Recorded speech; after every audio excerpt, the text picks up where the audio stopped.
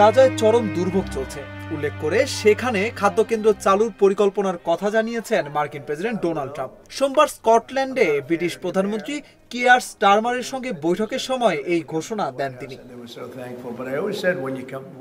Trump বলেন, গাজায় যুদ্ধের অবসান অত্যন্ত জরুরি হলেও হামাসের সঙ্গে চুক্তিতে পৌঁছানো কঠিন। তিনি গাজা পরিস্থিতিকে দুঃখজনক আখ্যা দিয়ে জানান, বিষয়টি ইসরায়েলি প্রধানমন্ত্রী বেনিয়ামিন নেতানিয়াহুকেও তিনি অবহিত করেছেন। ট্রাম্পের মতে গাজার মানুষের এখন সবচেয়ে বেশি প্রয়োজন খাবার ও নিরাপত্তা। যদিও এর আগে ইসরায়েলি প্রধানমন্ত্রী নেতানিয়াহু দাবি করেছিলেন গাজায় কোনো দুর্ভিক্ষ নেই।